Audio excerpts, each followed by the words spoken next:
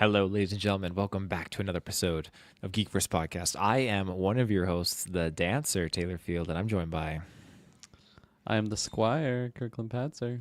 yes, we are here because we are putting our toes back into the magical continent of Westeros with A Knight of the Seven Kingdoms. And, at the end of the day, I'm baffled by how quickly this just kind of disappeared before us. I really wasn't Yeah, expecting it. I knew it Um, was like early this year, but I feel like we just blinked and it was here. I mean, mhm. yeah, no, I'm excited to jump back into Westeros, but yeah, it definitely surprised me. Snuck right up.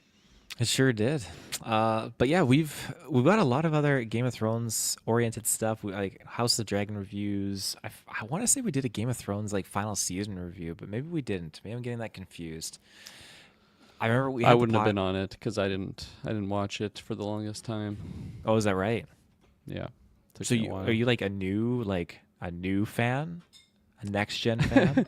I wouldn't say so. I was watching it like as it was coming out, like week to week, back in like Hmm. season 3, that era, and then I think I just fell off in like season 6, and then I never watched it. I like took like the show ended, and I never watched it, and then years later, Shay wanted to watch it, so we rewatched it together, and well, she watched it for the first time. I watched it with her, and Hmm. yeah, that's when I finished it. That was I don't know. That was many years ago now, though. That was like over 5. Okay. I want to say. Okay. Okay. And have you and Shay done House of Dragon together, or did you just do that solo for the cast? Uh, she's seen it all. I feel like we mostly watched it all together, but she might have had like a shift that she was working, so she missed out on the Sunday release. Cause I ain't waiting. You know, we're doing reviews. I gotta watch that and get it up there. But yeah, no, she's fully caught up. Nice. Cool. All right. Well, yeah, I mean, Game of Thrones, I'm kind of like you. I fell off at around, I think, season 5 or 6 when it was like releasing. And then once season 7 and 8 were out, I was like, okay, I'm back in here.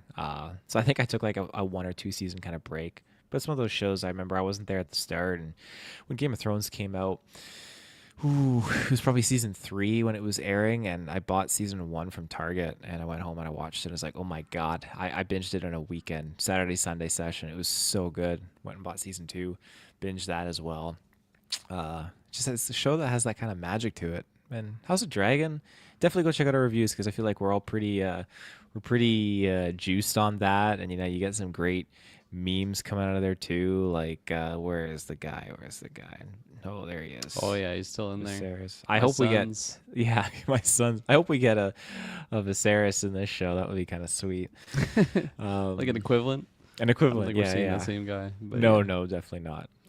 Just Patty. I can't remember his last name now, but that same actor. Just bring him back as a different role.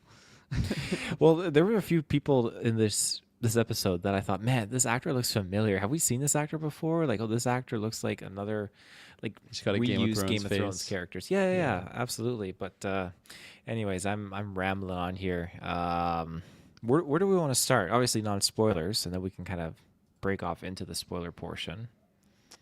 Uh, yeah. I guess I'll start off by asking you: do you know anything about the story? Because it is a book. It Um, is. yeah. I found that out through a friend who has read the book when I was talking about the show coming out, and I know nothing, so I'm as blind as a bat going into this one, which is kind of exciting. I didn't really know too much what was going on in House of the Dragon either, but I feel like the events of that story like were talked about in Game of Thrones, so you have like somewhat of an idea of maybe what's going to be happening. But in this one, I feel like I'm just super blind, and it doesn't feel like this character is like a super talked about individual in like later Game of Thrones shows and stuff. So yeah, I'm pretty excited to get back in there, and I feel like just having like the HBO quality of the shows, it's just a fun Sunday ritual to tune into. You know, for us it's Crave, but just on Sunday evenings, tuning in to watch some good television. But yeah, where do Yeah, you want to start? I mean, I did not know it was a book, but I should not have been Uh, surprised because it just seems like it's like, oh, it's got a foundation from somewhere, right? I mean, unless you're talking Game of Thrones episode or season 8, that kind of just branches off on its own, without that kind of what would you call it? source material. Yeah, they were But freewheeling they're in that freewheeling. that Yeah, era. so it's kind of nice that we still get Game of Thrones content that has that kind of source and that kind of just, I don't want to say safety net. That sounds like kind of like a negative thing, but I feel I like feel like when they all do in some way, shape, or form. Like at Mhm. least all the ones that have been released so far, right? Like House of the Dragon. Uh, I don't know if that have is like a dedicated book, but like Yeah, I'm not at least sure. there was like that story was talked about. But I don't know. But it's I see like a what you're hit or saying though. miss. It's a hit or miss because like some, if you look at like Hobbit, oh, they took one book and branched it into three movies. It's like that's you know, don't do that. And then you got the books. Well, even like the Jurassic Park films or Jurassic World films, they've got like four movies, and they've been pulling five movies actually, five movies that are pulling from two books. It's like that's just, I don't know how to say it. Too much, too little bread with too much butter. Is that how it goes? No. That's like the opposite effect. That's like too much, too much juice. We got too much source material for what we got this show. I Uh, feel like it'd be not enough butter over too much bread. that's the one. That's the one. Scraped a little thin, but Yeah. I like your metaphor though. But no, I like that Game of Thrones can just kind of be reliant on having written content to kind of run with. And in terms of the show, it feels different. And I wonder if the book is written in the same way. Well, I'm wondering if the book is written in the same way of Game of Thrones or is written differently. While the show so far in this episode has the Game of Thrones isms to it, there's the way that people are acting and certain things are happening, even like a little bit more of a comedic beat to it. It just feels very different, and it feels like people are clumsy, and not in a poor writing way. It kind of fits because I feel like a lot of people at this time period are idiots, right? And when you look at how this kind of fits into the narrative, everything is just kind of coming off of a war, so people are probably just, I feel like a, how do I say this without it being kind of like offensive? I feel like all like the braves and all of the noblemen have all died off, faced their, the enemy in war, and a lot of them have, they're gone. And so now you got just a bunch of like spoiled people that have reaped the benefits of falling the fallout of war, kind of a thing, like the victories and stuff like that. And so there, a lot of these people are just kind of like clumsy, whatnot. And there's not a lot of like noble, honorable people in this time because this is after the House of the Dragon War, right? And Mm. before Game of Thrones, obviously. So yeah, that's my head canon of how I'm kind of perceiving it. But again, I default back to what I said about the writing, and this show aesthetic feels very different from Game of Thrones, which is Game of Thrones is much darker. House of the Dragon is much, very serious and Hmm. dramatic and whatnot. I was curious, did you kind of feel that difference too? Oh, definitely. It's definitely a more as of right now, a more uplifting tone than what those ones are. I feel like right away in both those shows, they just hit you with like the gut punch of like, oh yeah, this is how fucked up and just depressing this show can be. But this episode didn't really have that at all. It was very lighthearted. It seems. I feel like our two mains, Sir Dunk and Egg, Squire Egg, whatever you want to call him. Like they both had moments to really showcase like their individual charm as well as like a quick little moments that they had together. So I feel like it was a really good pilot episode for that of like showing, hey, these are our two adventurers. This is who we're going to be following.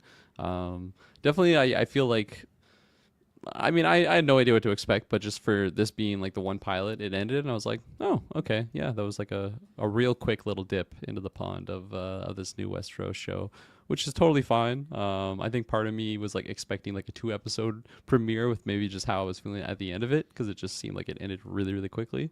But I mean, I guess that maybe just speaks to like the quality of the pacing and everything, and how much I did enjoy this episode, and yeah, but for sure, it's definitely very, very noticeably different of a tone. I'm curious if it gets to that level of like what Game of Thrones and House of the Dragon gets of just like dark levels. I'm sure it's still Westeros. There's still gonna be fucked up things that happens. I'm just curious like how much it does happen, and yeah.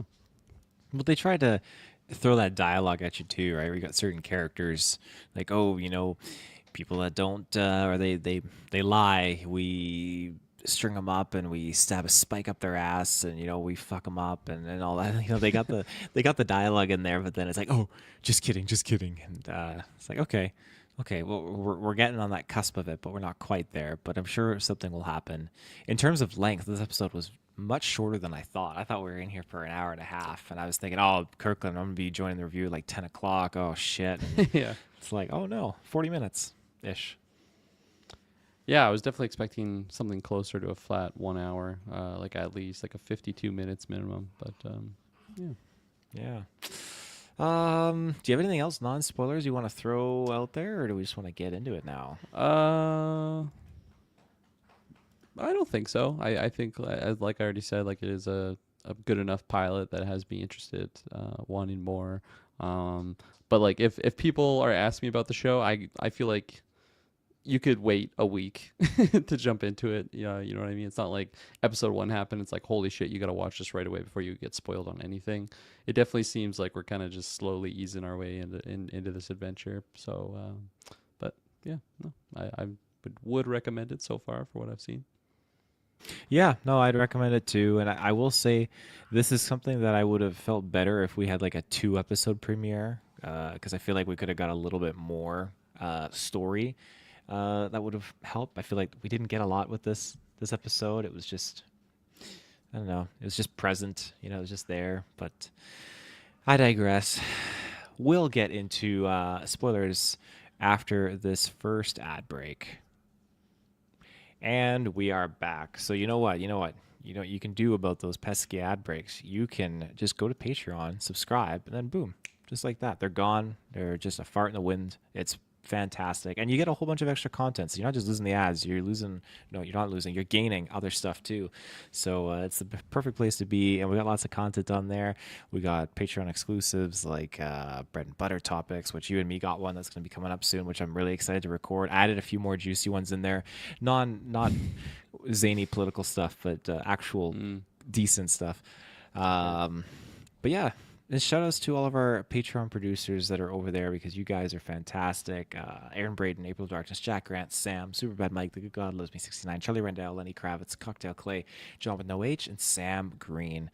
Thank you for all that you do. You guys have been there since the get-go for us, and we love you.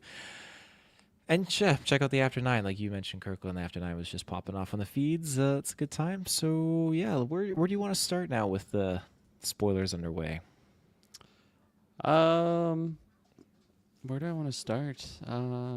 Maybe we'll just start with our lead, Sir Duncan the Tall.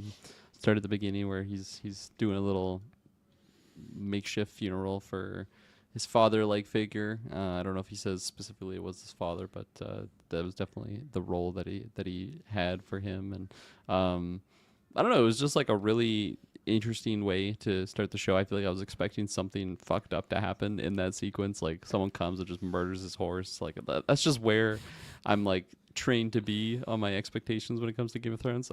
With just how wild some of the stuff happens in both House of the Dragon and the original Game of Thrones show. But no, that didn't happen. It seemed pretty just down to earth and like grounded. And yeah, no, I really like our lead, our main character. He has like a very generic face to him, but I feel like it fits the role so well. So yeah, I do enjoy it. But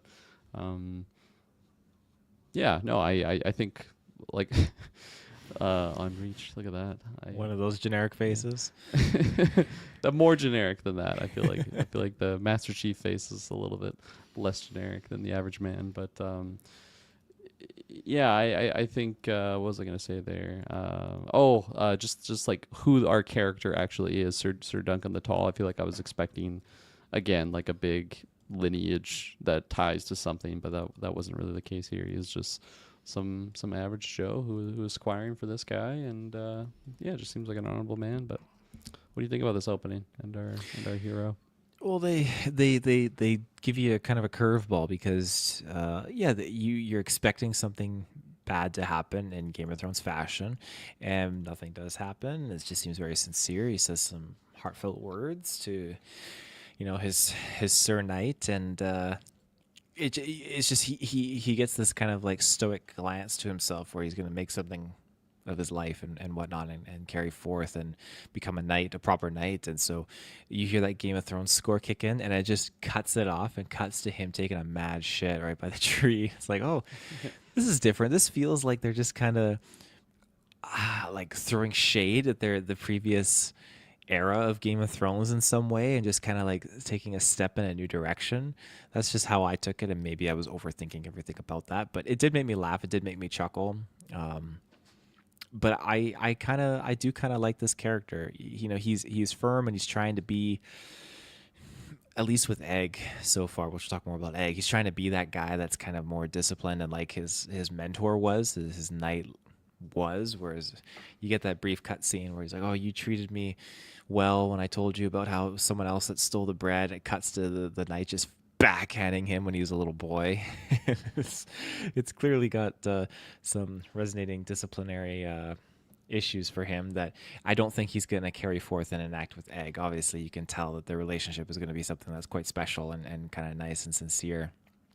And I worry about where that relationship is going to go in terms of one of them's going to get killed or something like that. Again, I haven't read the books, so I don't know. But I do know when it comes to Egg, how he is related on the great scheme of things. Do you know how he's related on the great scheme of things? I have a thought. It's I don't want to say like it's a spoiler because if you've watched Game of Thrones, you would know who he is. Which is Like he's a weird to say. Targaryen. Yeah. There you go. Yeah, you knew. You know. There you go. I feel like I don't know, just the name Egg makes me think Aegon or so again, just in that Targaryen realm. They got him just bald here. Is that to hide like the silver hair? That's how I take it. Yeah, that's exactly how I take it. So do you remember Maester Aemond at the Wall in Game of Thrones? Yes. So he's the brother of Egg. Oh, Yeah. okay. Fun little connection there. So in Game of Thrones, he talks to like Jon Snow. He's like, "Oh, my brother Egg." Da, da, da, da, da, da, da. And so, yeah. He was a bloody cunt. Hated my brother Egg. Don't remember that dialogue. He was a fine boy. Boys will be boys. Fuck, I miss Viserys. I miss Viserys so much. But yeah, I don't really have anything else to necessarily add on to Sir Duncan. Just that he's very innocent, he's noble, and I got a kick out of him just being in the situation here of the tent of this Baratheon, which I don't know where this Baratheon fits into the tree of things. I'm wondering if maybe Robert and Stannis Baratheon are his sons, and Renly, I guess, is 3 brothers, right? So they might all be his kids because they lead the rebellion against the Mad King, which I don't know. Right. Maybe that might be another generation away. I think we're still like 100 years off of that or something like that. But I don't know. Yeah. It's cool seeing the lineages and the houses. Whenever you see symbols on like the knight's armor and whatnot, I'm just getting all giddy thinking like, oh, which house is that again? You know? Yeah. No, for sure. Just like recognizable sigils, or like with the Baratheon having like the whatever, the antlers that they wear, and the what was his name? I think I have the IMDb open. Oh yeah, I do. Sir Stefan Fossaway too, like the knight that was dressed in all red. Like, was he looking like Lannister type colors, or am I Was this just- the jerk who had the younger cousin? Okay. Yeah. Kinda. What was this? Did he had the sun on his shirt, right? Isn't that right? I don't remember. It was just like blood red. Maybe it's Targaryen. I don't know. But Oh, I mean, it could be Targaryen. I'd have to revisit that and check. But yeah, he was an asshole. yeah, he just wanted to fight him. He just wanted to Yeah. fight the big guy. He's like, "Come at me." Yeah, I could No see idea his that is. cousin being kind of maybe more of like a main character, something like that. At least befriending Duncan the a little guy? bit. The little guy, yeah, who's just getting Yeah. like shit kicked out of him. You know, we all got those cousins we kick the shit out of, right? But, no, no, I don't You do that. kick the shit out of the cousin, or the cousin kicks the shit out of you. uh, um, Anything else you have on Sir Duncan? Uh, Not really. So he still has his 3 horses by the end of Mhm. this. Mm-hmm.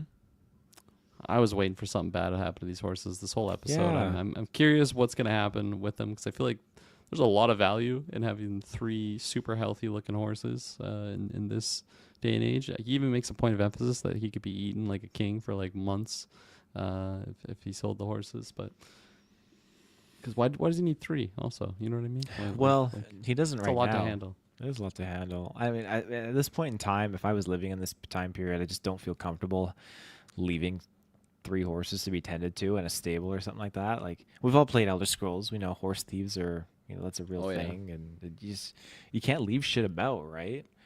And if he sells the horses and he's carrying like 5 fucking bags worth on his hip of gold, like god damn, like it's you gotta be careful with that kind of shit. So yeah, Yeah. but We'll I see. I don't know how the betting, like the payout kind of thing works. So if he loses, because obviously he's going into the tournament, he's trying to get qualification and say, hey, like I'm actually a knight. This lord's going to vouch for me so I can enter the competition because it's knights only. Yeah. And if I win, then the other knight has to give me all his shit. If I lose, then I forego everything. And like he has to give all 3 horses. Is that right? Like all of his stuff? Yeah, I think just all of his loot. It's like RuneScape rules when you go into the wildy. Oh no. Yeah, I don't think that's- he's gonna lose, but maybe that's what they're setting us up for. Well, he saw the star, right? So he's good. That's a solid 10 out of 10 for him. Yeah. True. Yeah, no, I don't. Game of Thrones fashion would be that he loses and the guy would cut his horse's head off or something like that. But Right just- in front of him. yeah, It's so graphic.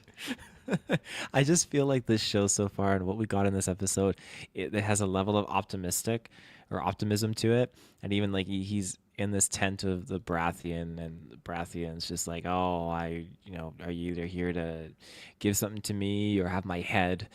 Like which fucking one is it? He's like, I'm here for supper, and then he just starts laughing. He's like, that's a good point. And then they start dancing together. It's like this just doesn't feel like classic Game of Thrones aesthetic. So I just think he's gonna have a lot more success as a character, and the show will kind of have a happy vibe to it, which is, I guess, like subverting our expectations, maybe in a weird Yep. way, but yeah. We'll have to wait and see. How do you feel about Egg, though? Yeah, no, like I said in the spoiler-free section, I feel like it was a good introduction to both characters, and this character in particular.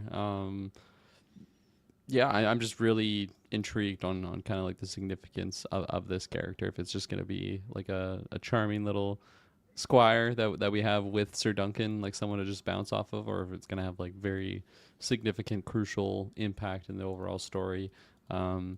It's tough to say right now, just because it was like we already mentioned, it was like a 40-minute quick episodes, and all of that was not spent on like really talking about these characters, which is totally fine. It was a good pilot, but yeah, really surface level kind of introduction details on these characters, but I like what I got so far. Yeah, I think it's gonna be. It's not like an annoying child actor that it's gonna be like, oh man, getting flashbacks to Skeleton Crew, just complaining about fucking Pib or Tib, whatever the fuck his name was, that one character. But yeah, no, it's good.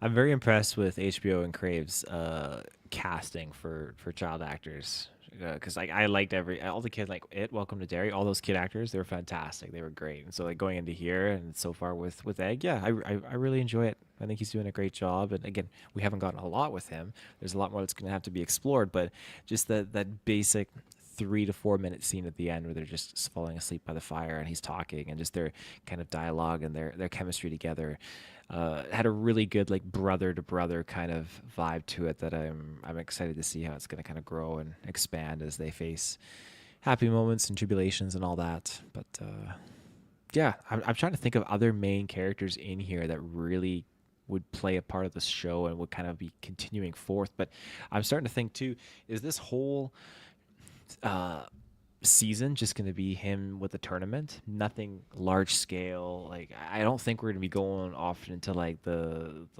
Martells and anything Yeah, riding Dornish. dragons off Yeah. in the sky.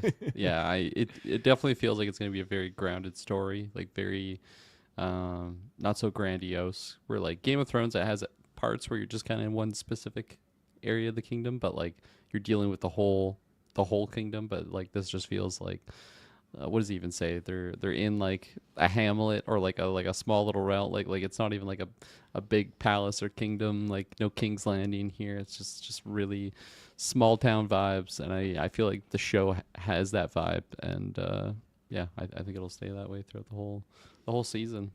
Is that a pro for you or a con? Would you rather it have a little bit more grandioseness?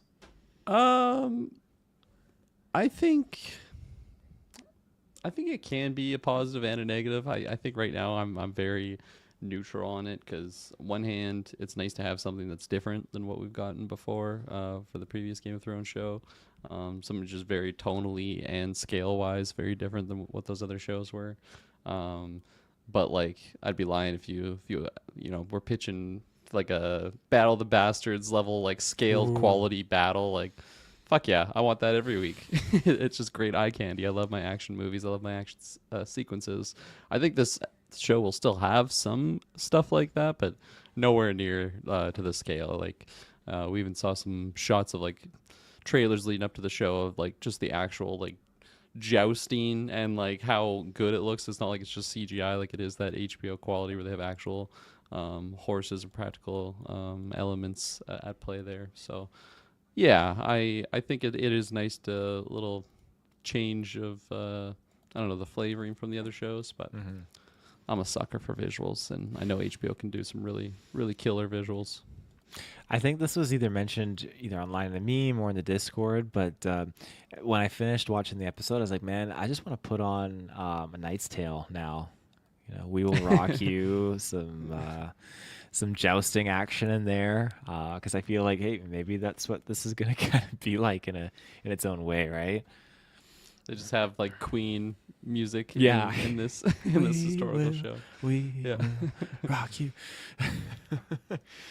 Where else do you want to go, or is there anything else to discuss even? Yeah, there's really not that much to unpack in this Mhm. initial episode. It's like he just wants to join the tournament. There's a couple little tasks that he kind of has to do, so that he can do that, and that's everything that he's doing here.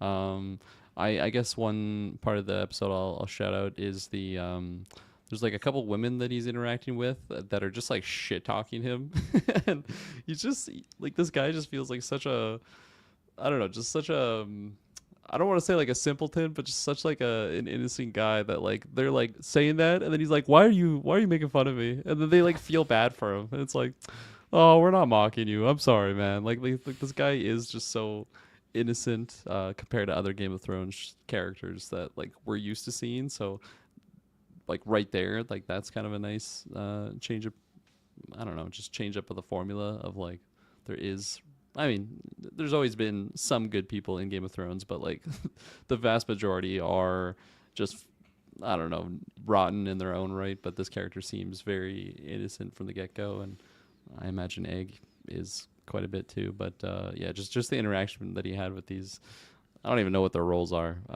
But were with these definitely red mistresses or whatever. yeah, women of the night. That's the Um, yes. yeah, but I just like their interaction there. You make a good point with that because I feel like in both House of the Dragon and Game of Thrones, if they were throwing insults at a character, the character would probably go up and like slit their throats. But Yeah. he's passive aggressive, where he's just like, "Hey, that's not very nice," and yeah, leaves. Where other people would just be like, "Come here, bitch," and like just, like murk them or something like that. So that's a good point. Good point. Superbad Mike in the chat. The novella and this show Mm. feel a lot like an RPG video game where a character starts at level 1 with crap equipment. It's very much true, I'd say. He has that generic level 1 attire to him where it's just like bluish grayish tunic, sword, shield. That's Yeah. it. Yeah, you I've think the seen some of sword's his gear good. that he wears in the trailers. You definitely get some rare drops going. Well, that's what the guy said too, right? Like he needs to get like a trainer, he needs to get upgrades and all these different things. And so, I mean, if you win one battle, then yeah, you're definitely getting your ladies of the night and your upgrades, your armor and all that kind of stuff. So, yeah, we'll have to see.